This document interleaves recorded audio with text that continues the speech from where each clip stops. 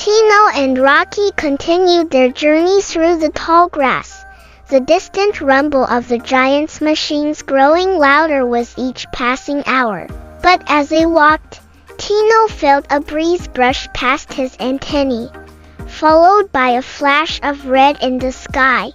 "Did you see that?" Tino asked, blinking in surprise. Rocky frowned. "See what?" Before they could react, a ladybug zoomed down from the sky, landing gracefully on a nearby leaf. She was small, sleek, and her bright red shell glistened in the sunlight. "Hey there," she chirped. "The name's Luna. I couldn't help but overhear your little plan." Tino's eyes widened. "You were listening?" Luna nodded, a mischievous grin spreading across her face. "Of course. I fly everywhere. Team, if you want to outsmart those giants." Tino grinned. "We could definitely use your help." Luna flitted her wings and took off into the air for a quick spin before landing back on the leaf. "Well, you've got the speediest bug in the forest now. Let's show those giants what we little guys are made of." Together, Tino, Rocky, and Luna formed a team that was small in size but filled with heart. They trekked through the forest, crossing over roots and streams, until they reached the edge of the construction site. The machines were massive giant bulldozers and cranes that clawed at the earth, tearing apart the forest. "They're even bigger than I imagined," Rocky muttered, his eyes wide with awe. Tino looked at the machines, then back at his friends. "We can do this. Luna, you'll be our eyes in the sky. Fly around and find the weakest points in their machines. Rocky, you'll use your strength to block their gears, and I'll sneak inside to disable the controls." Luna zipped into the air, scouting the machines from above, while Rocky began planning his next move. Tino watched them, feeling a spark of hope. It wasn't about size, it was about courage, determination, and working together. "Ready?" Tino asked, looking at his friends. "Let's do this," Rocky said, cracking his hard shell with a determined grin. As the giants moved their machines closer, unaware of the tiny team beneath them, Luna zipped through the air, finding the weak points in the bulldozers.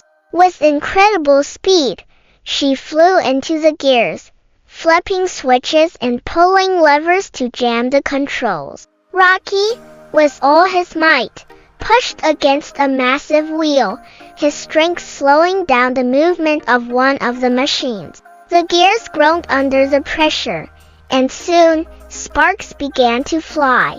Tino, small and nimble, crawled into the control panel of the largest machine. Inside, wires hummed and buzzed, but Tino wasn't afraid. He found the main wire and bit down hard.